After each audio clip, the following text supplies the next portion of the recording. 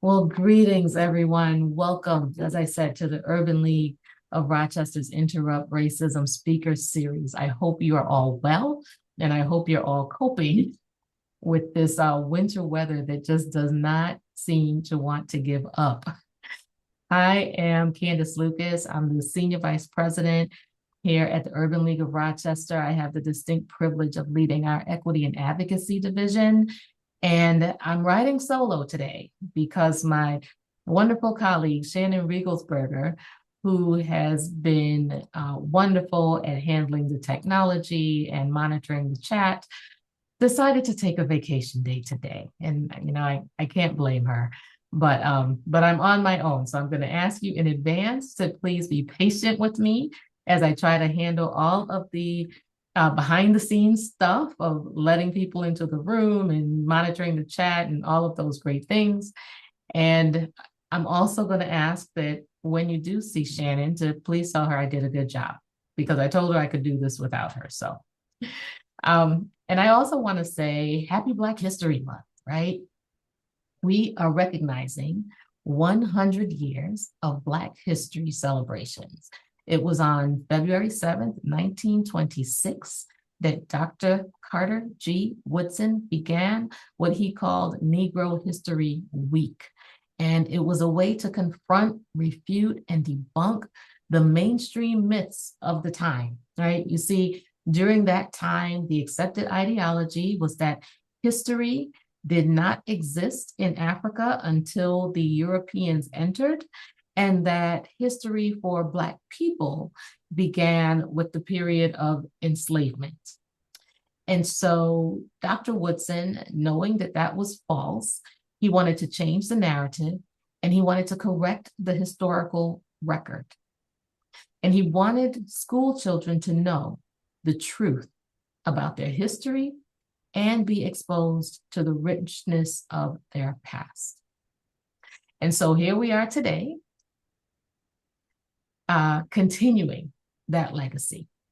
So as you go about the month, I encourage you to take a moment to learn about the truth and the fullness of Black history. Read about the Moors of who ruled Spain from 711 to 1492, almost 800 years. You can learn about people like Mansa Musa, the 14th century emperor of the Mali Empire. He was known to be the richest man to have ever lived. You can read about the Candaces of ancient Ethiopia. Candace means queen or queen mother. It's also where my name Candace derives from. And so they were ruling Ethiopia for over 600 years. So there's a lot of history that we have, and I encourage you to do that. I also invite you to join us next week when we're joined by Ms. Jackie Campbell, who will dig deeper into African history and culture. But today, we are talking about the U.S. Census.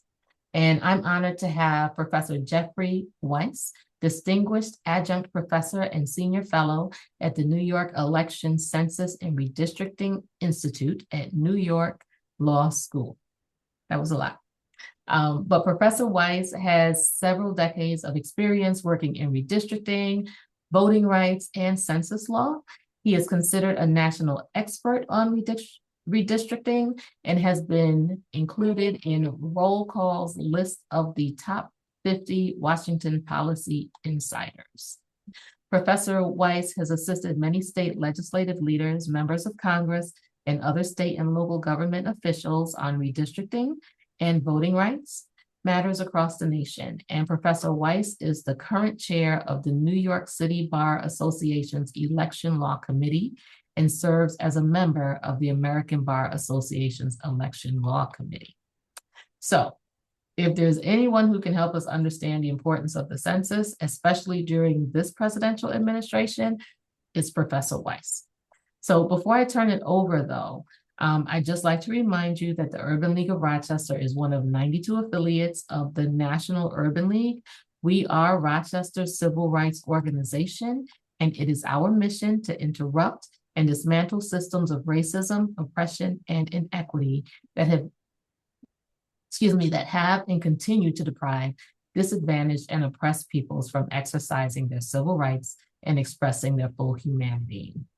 And I'm going to say, as we see things unfolding across our country due to current policies, federal policy changes, and executive orders, more and more groups of people are feeling the sting of marginalization. And making sure that every single resident of New York is counted in the census is important to our representation in Congress. As a nonprofit 501c3 organization, we do not endorse any specific political views.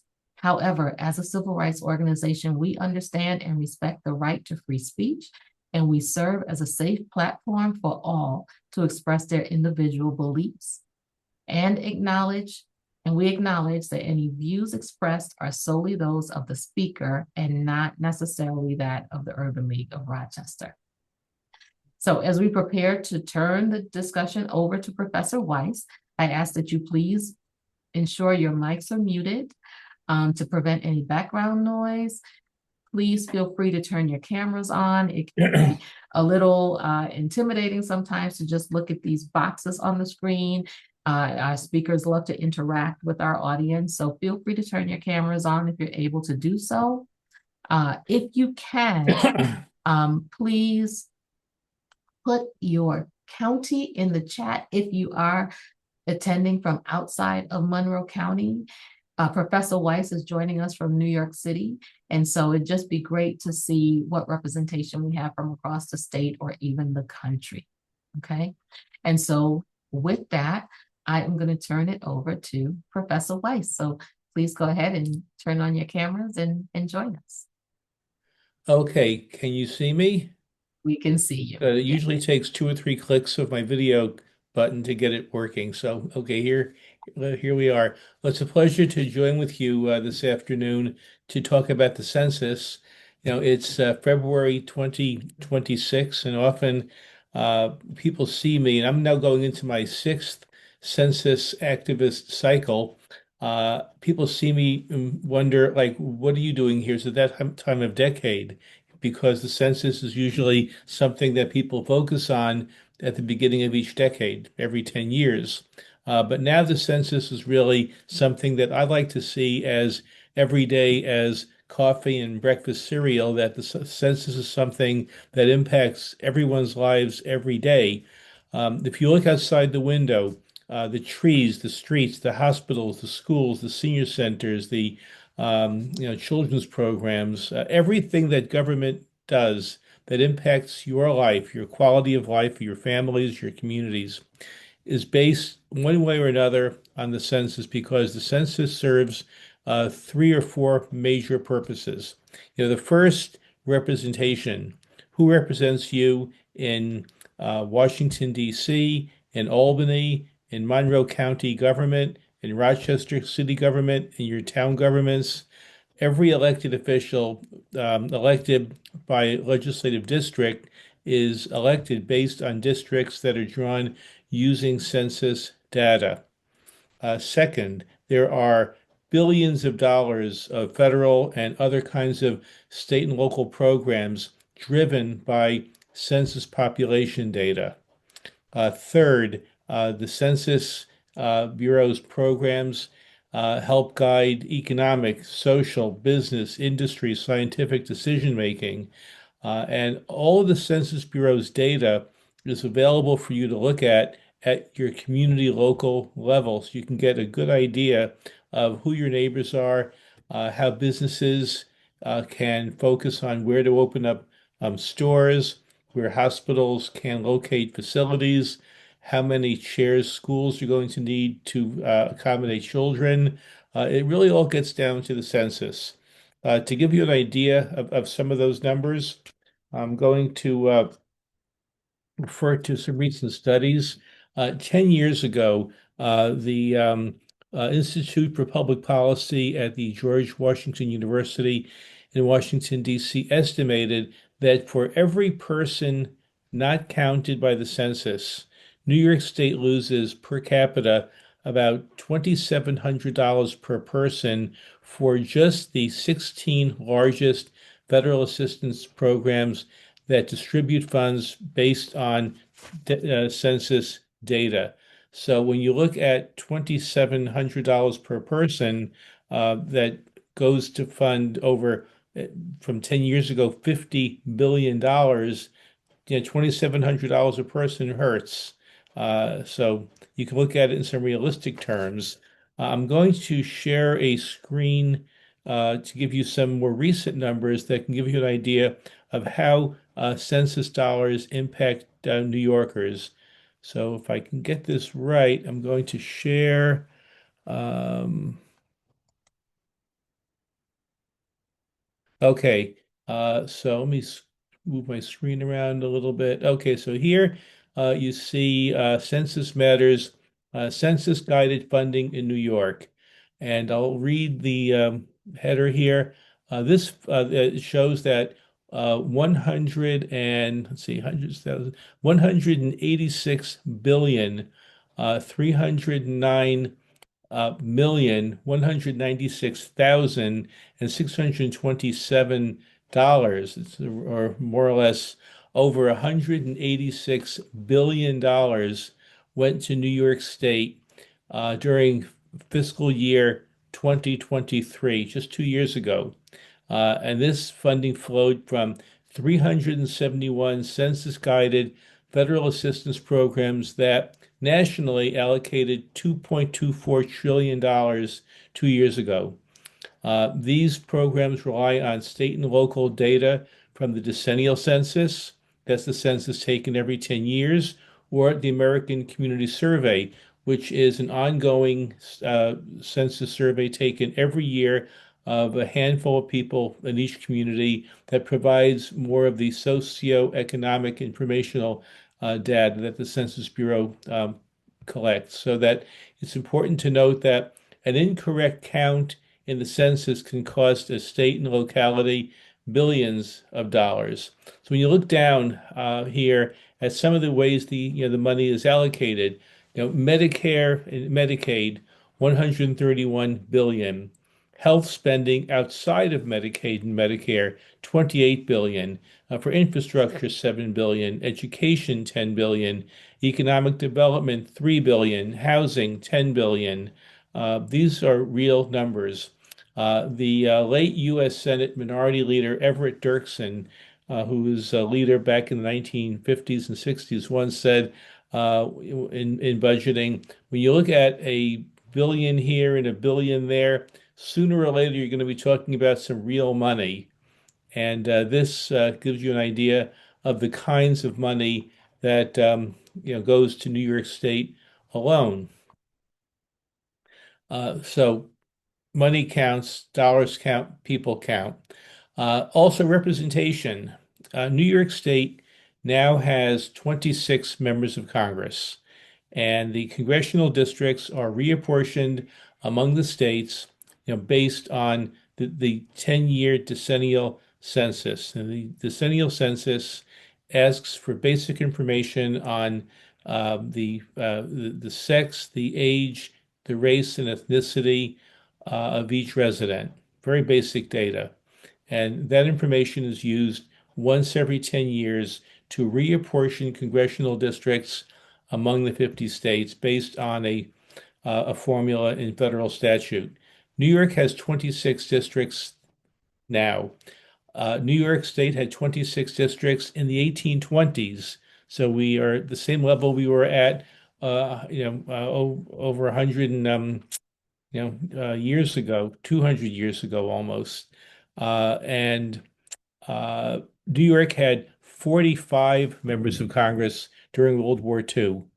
And beginning with the 1950 census, New York State's population has gone down compared to the growth in other states. So that when I first started in this business working for the state assembly, we lost 5 congressional districts in 1980. New York lost 3 congressional districts after 1990, 2 districts each after 2000 and 2010, but only 1 district after the 2020 census. And as some of you might recall, New York State lost that 1 district by 89 people. And for me, coming from New York City, that's about the size of a subway car packed at rush hour. It's an anomaly. No state ever lost a congressional district by that little population, but it just shows you how, like, just how the same way that dollars count, every person counts. And who doesn't get counted in the census? It's usually people of color. It's people who rent homes. It's children. It's people who um, don't focus on census, people who don't trust government, people who don't want to be bothered by the government. I'll say officially the census is required by federal law. That there's actually a penalty if you don't respond, but they've never enforced it. But one of the things I'm trying to do early on in the decade and constantly throughout the decade is to educate people about the census. And that's why I'm so appreciative of being able to be with you today. I'm going to speak on three other major topics in my probably next 20 or so minutes. First, I'll give you sort of a operative overview through a PowerPoint of the census. Then I'll talk a little bit about something you might not have heard of called LUCA, L-U-C-A, the Local Update of Census Addresses. And that's a program, and I'll get into it a little bit later, where some of you might be able to work with Monroe County, the city of Rochester, and your townships on preparing the census for accurate address lists. And then last, I'll talk about what is going on in Washington now that jeopardizes the future of a successful 2030 census. So I'm going to switch over to a PowerPoint. It'll take me a second to do this. Okay, so while Professor Weiss is getting his PowerPoint Okay. going, again, if you have any questions, feel free to put them in the chat. And if you joined us afterwards, if you are not in Monroe County, please put your location in the chat. I see we have Okay. someone from Oregon and from Erie County. All Okay, right. so do you see is my PowerPoint sharing working? Yep, back to you, Professor, when you get the Okay, PowerPoint. so what is the census from what I haven't touched on already? Now let me figure out how to move okay. So the census is something that's mandated by the United States Constitution. The census, the enumeration, the head count is required by Article 1, Section 2 of the U.S. Constitution. The population of each state is taken every 10 years for the basic purpose of reapportioning the House of Representatives. I'll just mention on definitions, because you probably heard of these words often. Reapportionment is the reallocation of congressional districts among the 50 states. So New York was reapportioned 26 districts after 2020 and 27 districts after 2010. That's reapportionment. Just so you know, redistricting is the actual redrawing of district boundaries within a jurisdiction, whether it's a state, a city, or a county. So we have the population taken once every 10 years, and a federal law contains a formula for allocating representatives by state based on population. Every state gets one congressional district, so that's 1 through 50, and then districts 51 through 435 are allocated based on a federal statute, and that's set in law. Uh, since 1962, legislative bodies, that includes Congress, state legislature, the Monroe County Legislature, the Rochester Council, your town councils, are all based on um, population where the districts have to be equally representative of the populations of their geographic areas. Districts in the House of Representatives and in legislative districts elsewhere are required to be roughly equal in population. Uh, Not to get too much into the weeds, but congressional districts must be exactly equal in population. Interestingly, of New York's 26 districts, which average about 770,000 people per district, the districts differ from the size of the largest to the smallest by one person. New York's State Senate and state assembly districts fall under a different constitutional standard. The House of Representatives falls under Article 1, Section 2, but the Supreme Court reads the Constitution to mean that under the 14th Amendment to the Constitution, the Equal Protection Clause, that states, cities, counties, towns, villages, they all apply under a different standard. And there, the districts need not be any different than they must be within a 10% window, so that the smallest district to the largest district populations can't exceed an overall 10%. That's for the state legislature. In 2021, the legislature in Albany passed a law that requires that for counties, towns, villages, and cities, the populations have to be within a 5% window. And I was privileged to be able to have worked on the Monroe County redistricting for the county legislature a few years ago.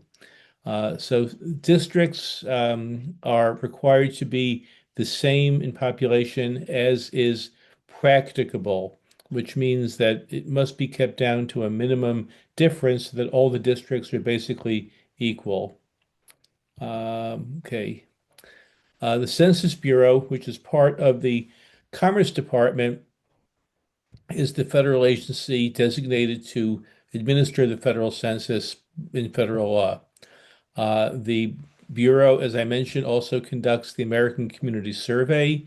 That's the socioeconomic questionnaire that goes to about 10–15% of the households. It takes about 45 minutes to complete, but it provides a lot of the population estimates, transportation, housing, health, all sorts of questions that really get down deep in the weeds on what the American population looks like.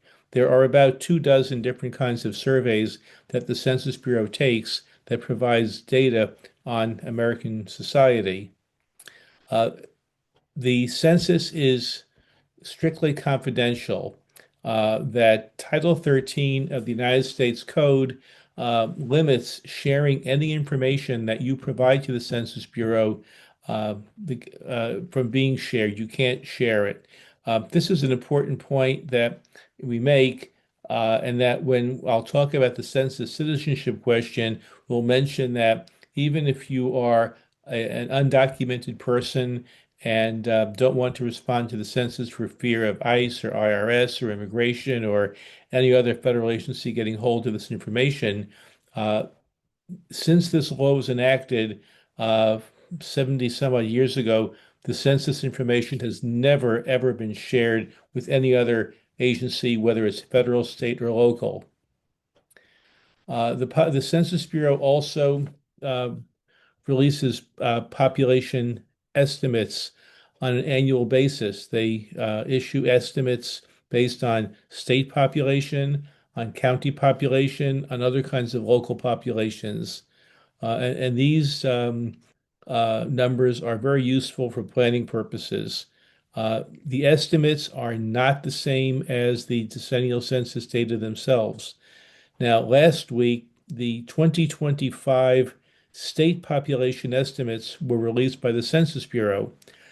So, as is the case every year when these numbers come out, a few people, academics mostly, relying with the national political parties, will crunch the census apportionment model if had the estimates been projected out to 2030. So last week, with the estimates that came out for New York population, it was demonstrated that the state's population grew ever so slightly, uh, and mostly fueled by immigration growth, which has slowed down considerably under Donald Trump. But that New York State is on the cusp of losing or projected to lose 2 congressional districts after 2030. Now, the same thing was said before 2020. The citizenship question was killed effectively by the U.S. Supreme Court in 2019. And the result was in 2020 that New York's population went up in numbers by 4.5%. and that New York City rather, increased its population by 660,000 people, due in large part to a successful Luca program, which I'll get into in just a few minutes. But these numbers also show that states like Nevada, North Carolina, South Carolina, they're gaining population, they're gaining congressional districts. States like New York, Pennsylvania, Illinois are losing congressional districts. California went from having very few districts in the 1800s up to 50 some odd districts about 10 years ago, and now for the first time in history is looking to lose 4 districts after 2030. So the boom that hit California in the 1950s and 60s is now reversing, and many Californians are moving to other states, especially neighboring states such as Utah, Idaho, Arizona. The timeline for the census on the left here.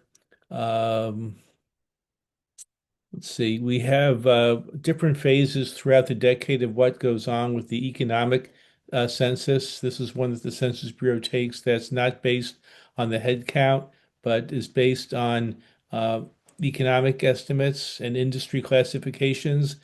These numbers come out on a rolling basis all the time. Next month, we're going to see the final release of the economic data from 2022. And this data is used for determining the gross products, production, price indices, monitoring business activity, and local economic performance.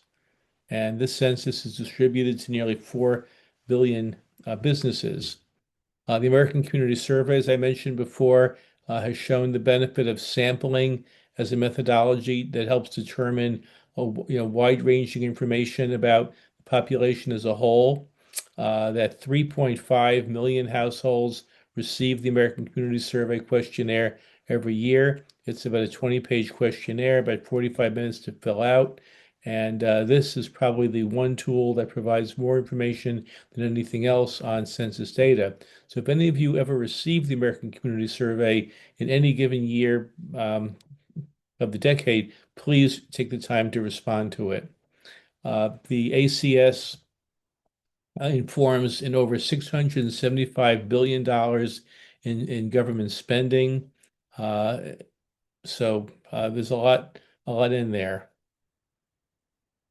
The ACS takes a look, I mentioned socioeconomic data, but it includes information on education, disability, veteran status, languages spoken, uses of computers, renters versus owners, the kind of house heating fuel you use, the number of cars you have, occupations, incomes, commuting, health insurance status, poverty information, and then like the census decennial questionnaire, information on race, ethnicity, sex, and age. But also, unlike, this is an important point, unlike the decennial census, which does not ask a citizenship question at the current time, has not since 1960, the American Community Survey does include a citizenship question.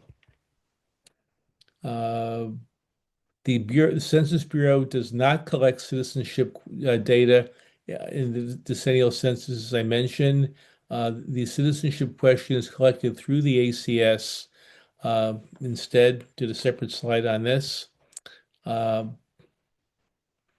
The census collects race and ethnicity data from the American Community Survey so that it can better break down different kinds of information useful for when you use race and ethnic population identification. And those purposes range from monitoring and compliance with the Voting Rights Act, the Civil Rights Act, equal employment opportunities, identifying certain kinds of populations that experience disparate access to health care and health quality, monitoring anti-discrimination law enforcement and compliance, and looking at disparities in education, housing, employment, health income based on race.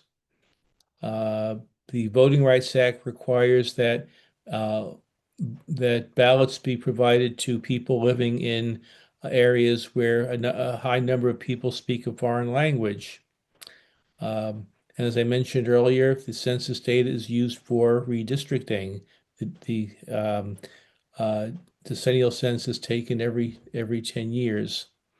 I think I covered this already. It's also important to note that census population also determines whether redistricting maps comply with the Voting Rights Act. And when I say Voting Rights Act, there's a federal Voting Rights Act, and there's also a New York State Voting Rights Act. Both with different standards seek to ensure that Black, Hispanic, Asian, Native Americans, and Pacific Islanders do not have their vote diluted in voting.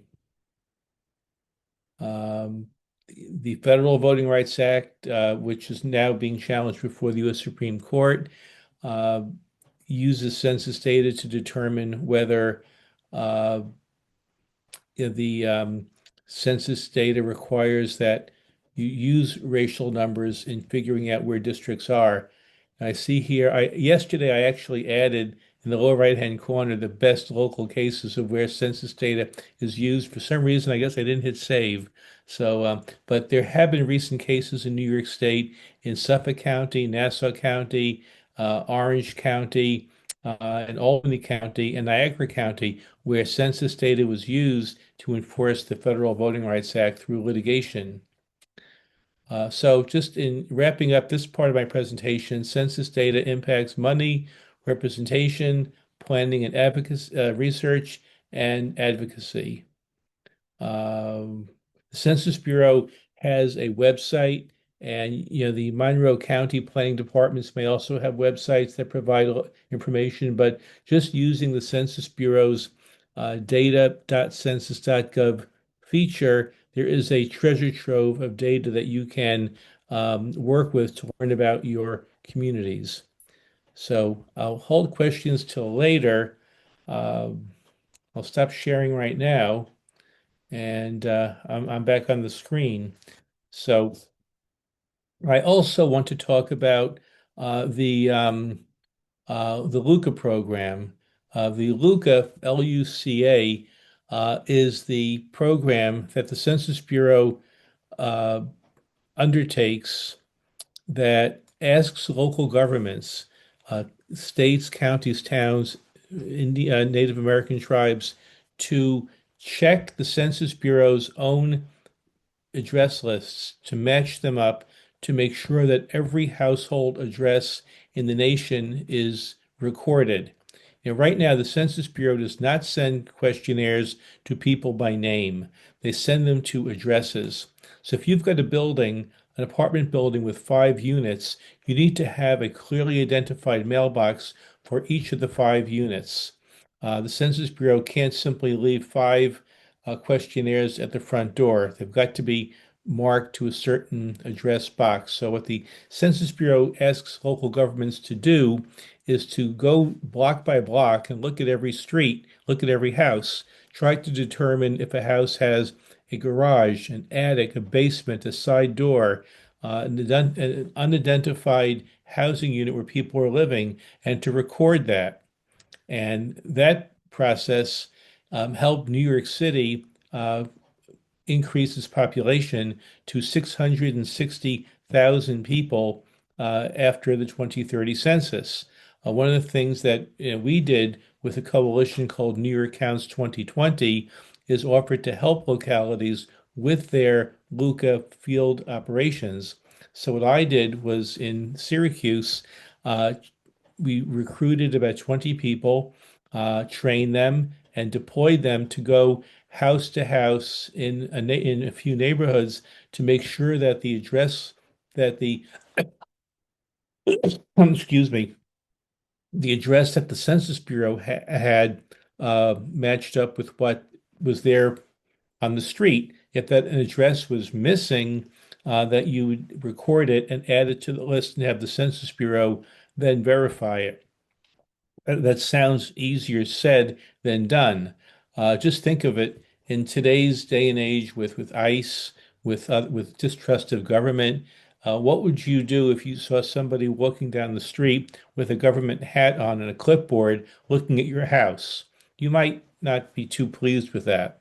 But that's the challenge of Luca. So one of the things that we're working on at New York Law School and with the New York Town Census Partnership is to help identify local organizations at the community level, whether it's a block association, a barbershop, a beauty parlor, the library.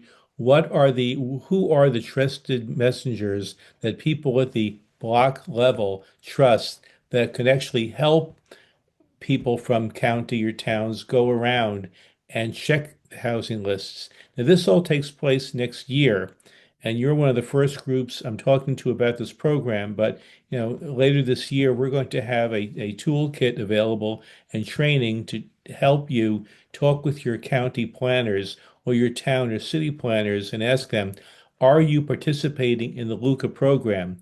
And if you are, we're here to help you. So when you send people out next spring and next summer to check every street and city, every street and block in the county, in the hard to count areas, in areas with new housing units, in areas where you're most prone to have illegal housing, which the Census Bureau does not care about, to help people count, make sure that we get an accurate census mailing list because without that, without the very basic foundation of address lists, no census can be accurate. So it's called LUCA, Luca. I will be in touch with the Urban League about this, but I wanted to give you a heads up that the LUCA program is really the first major effort that everybody can get involved in. Now, the last thing I'll talk about, I'm not going over my time, is what's happening in Washington now. You may all recall that before the 2020 census, then President Trump, and again now President Trump, tried to add a citizenship question to the census. A citizenship question was asked regularly from the early 1900s up until 1950.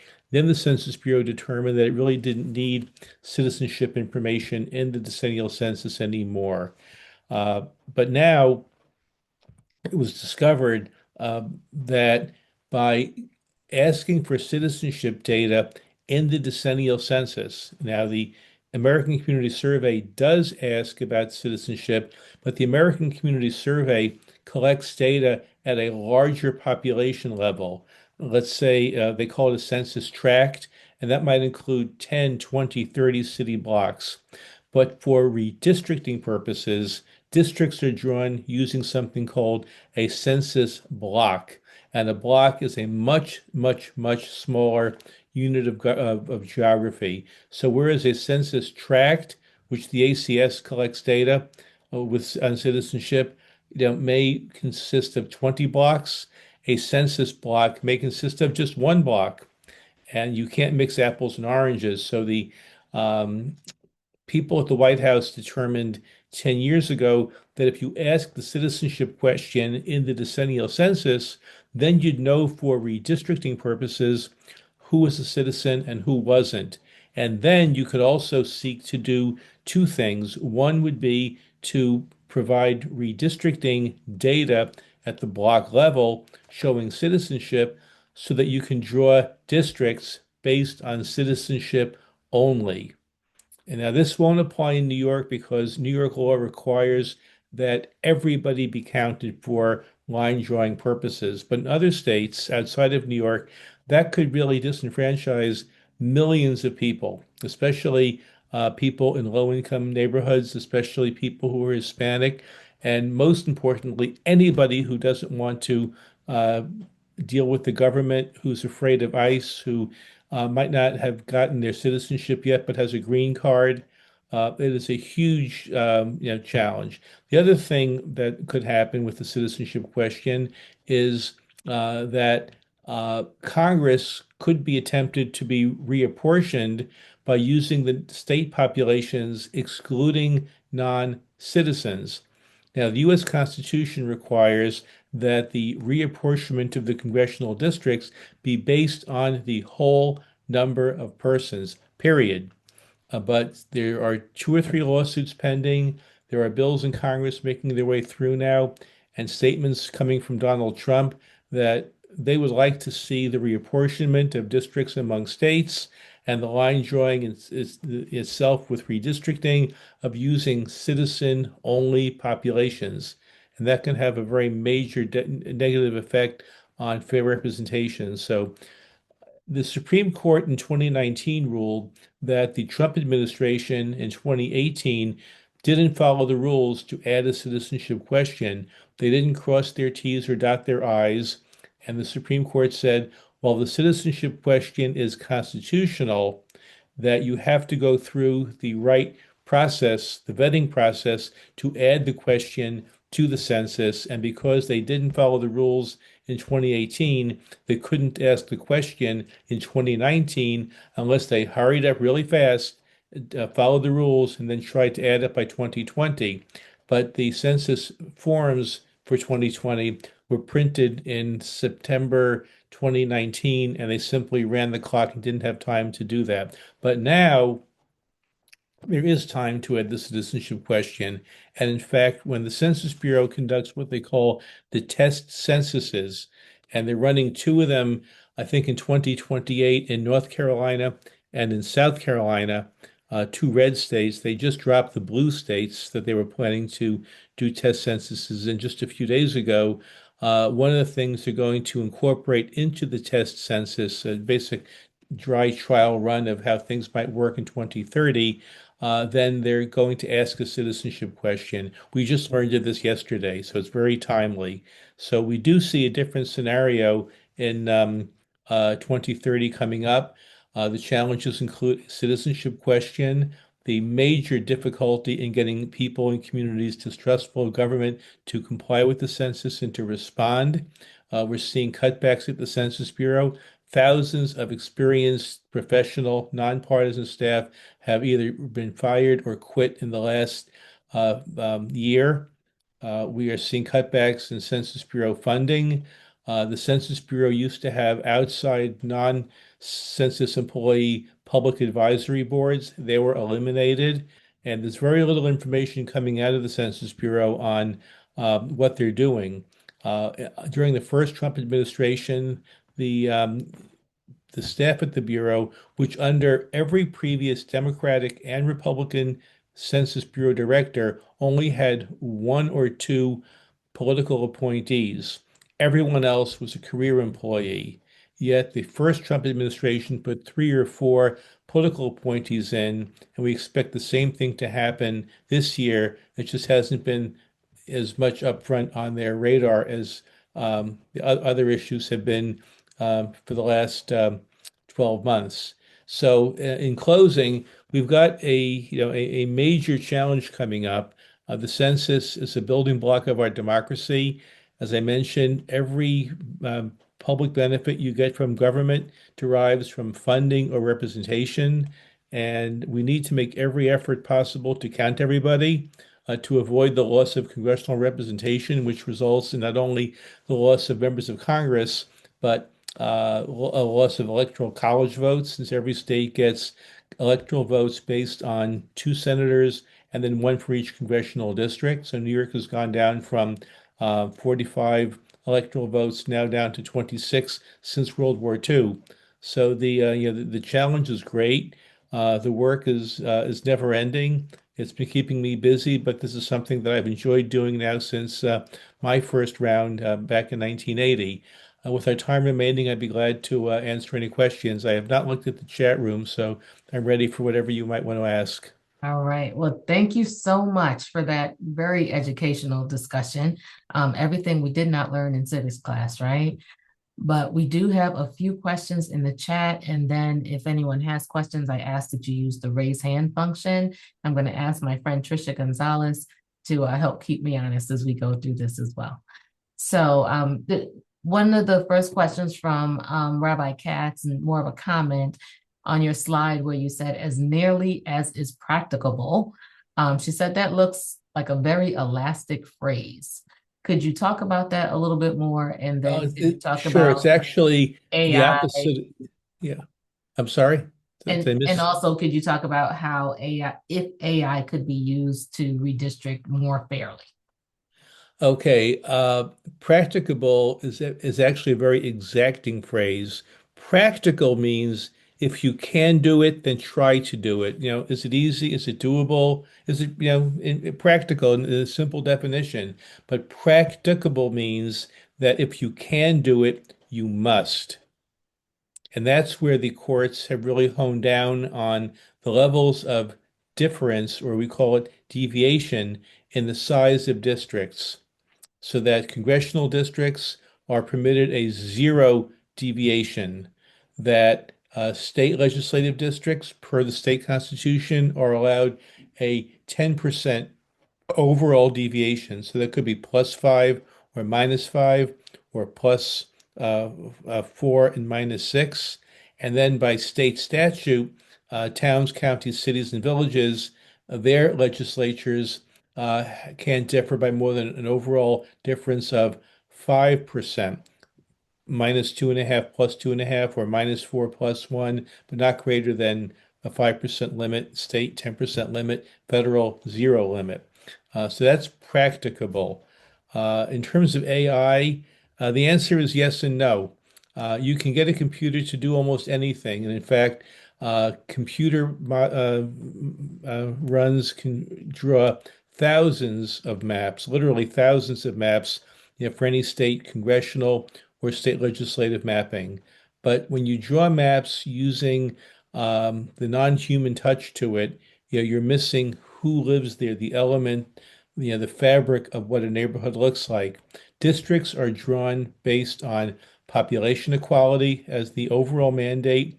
The second rule is to make sure that you don't violate either the federal or state constitution, but then also you have state criteria, compact districts, contiguous districts, keeping communities of interest together where like-minded neighborhoods are kept in the same district, keeping districts that have towns or counties or villages intact together. And often a computer can't catch that. I'll always use the example, someone told me in Queens, there's an expressway. For those of you who know New York City, the Van Wyck Expressway, it runs north-south, but there are sizable South Asian populations on the east and west side of the expressway. But those two expressways, while they might both be, let's say, Bangladeshi or Indian, they don't know each other. Different schools, different stores, different churches, different mosques that don't try to put us together just because a computer or a numbers map says we're of the same ethnicity or or race. You've got to have a human element to it. So computers and AI could be helpful to a degree, but there needs to be a human element in it as you try, from my perspective, to avoid overbearing partisan greediness. Thank you. We have another question here from Lori who asks, what is the reasoning behind the districts? Oh, something just happened to my question. Oh, what is the reason behind the districts being about the same count? It might be obvious, but can you please share the answer? Why they have to be of equal population? Yes. Well, the Supreme Court, beginning in 1962, held that these kinds of cases, Baker versus Carr was the case, require political fairness. And in a series of cases in the 1960s, the Supreme Court held that one person's vote must be equal in population to every other person's vote. What you had in the 1960s were cases where state legislatures and state congressional delegations hadn't been redrawn since 1900. And one district might have 10,000 people, and another district might have 1,000 people. And you'd find that America, in becoming more of an urban country than a rural one, was giving more voting power in Congress and the legislatures to rural areas, disadvantaging urban areas. This was a big issue in New York, where every county in New York State was allocated one state assembly member for every county in the state. that was giving some of the really rural counties in the Adirondacks more power than you'd have in Rochester. So the court basically said that in any kind of legislative body, each district must have equal population so that it comes out to what's now known as one person, one vote. Any other questions in the chat? I'm seeing a few, but I'm trying to Oh, see yeah. everybody's faces instead of following all the words. So Yeah, no worries. help me out I on see that. this one from Lourdes here. Thank you. I can't seem to find any articles on it now, but a professor of mine sent me a few articles evidencing ICE agents following 2020 census workers in anticipated high-density areas of immigrants as a way to work around some of the data protections. Essentially, they would stake out and knock on a door after the census worker left. Since I can't easily find evidence of this now, can you speak to the accuracy or inaccuracy of that and any predicted 2030 ICE Oh. tactics? Yeah, although 2020 was only 6 years ago, I don't recall specific ICE incidents myself, but I've got to anticipate, given what's going on now across the country, that this is something that ought to be anticipated. And I think once we see what happens in this year's November elections and how safe poll places are and what the federal government might do to interfere with voting this year, we'll have a much better sense of what they're looking to do in 2030. I raise a red flag on this. Donna, I see your hand raised. Go ahead. Good afternoon. Can you speak to redistricting in response to other states pushing for redistricting? We know we saw what was happening in Texas, and so there have been some movements or suggestions of movements in democratically held states to push redistricting to counterbalance what's happening to provide Republicans more congressional power. Well, And that's a great question. As I mentioned, the Supreme Court said 60 some odd years ago, districts had to be redrawn once every 10 years to reflect equal population balance, period. The Voting Rights Act came in during the mid-60s to ensure that minority voting rights was respected and that minority voting rights were not diluted. And then states have criteria on compactness, contiguity, communities of interest, and that the court has said that this need not or should not be done more than once every 10 years. But barring any state or local law against it, a state is free to redraw the lines if it wants to, and any other time during the decade. And no one's been doing that at all in over 20 years. But when Donald Trump called Texas Governor Greg Abbott up over the summer and said in his mind that he deserved 5 more congressional districts, period, and Texas followed him without question, and that Republicans were doing this in Missouri and North Carolina. They tried to do it in Kansas and Indiana. What were the Democrats going to do? I mean, they threw the rule book out the door. This was simply a war. So Governor Newsom in Texas, in California, thought, well, we could draw districts to, if they're going to knock out 5 Democrats in Texas, then we can knock out 5 Republicans in California. And now Democratic states are fighting back. We're seeing new maps being redrawn in Virginia and in Maryland. We're seeing the Florida Republicans planning to redraw maps in April, and this is the wrong thing to do. In retaliation, in New York, a lawsuit was brought to try to knock out 1 Republican district in New York City. That case is now pending before the state's appellate courts, but the goal is under the argument that minority voting rights were being violated in Staten Island, to redraw a district that rather than include Staten Island and a white part of conservative Brooklyn, it includes Staten Island and a more moderate part of white voters in Manhattan instead. That case is on a day-by-day basis pending because the court in New York gave today as the deadline for a new map to be redrawn, but that map was stayed. Alternatively, there's a constitutional amendment pending in Albany to permit mid-decade districting, that has to pass the current state legislature and then the new legislature elected this November, and then go to the voters. So if that happens, New York can retaliate in 2028, not 2026.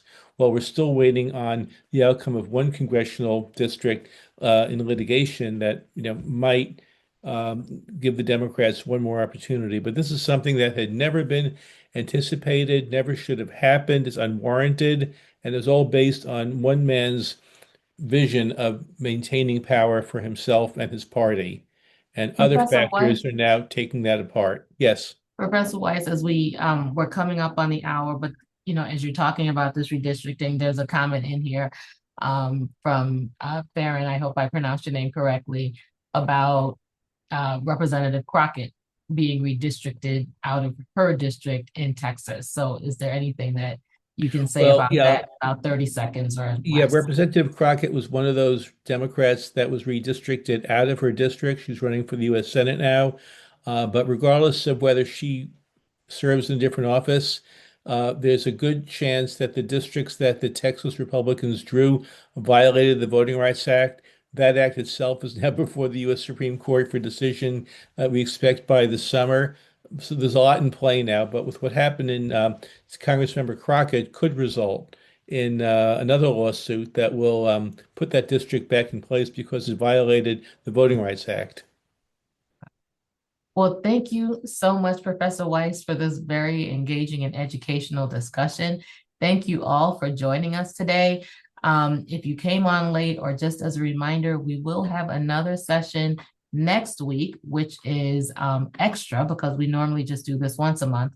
But because it's Black History Month, we'll be engaging with Ms. Jackie Campbell, who's going to be talking a little bit more about Black history and culture. So I look forward to you joining us then as well, and next month. And again, thank you so much, Professor Weiss, for this information. Well, thank you very much We for will having be me. back in touch as we get ready for the 2030 census. Take care, Okay. everybody. Okay, bye, everyone.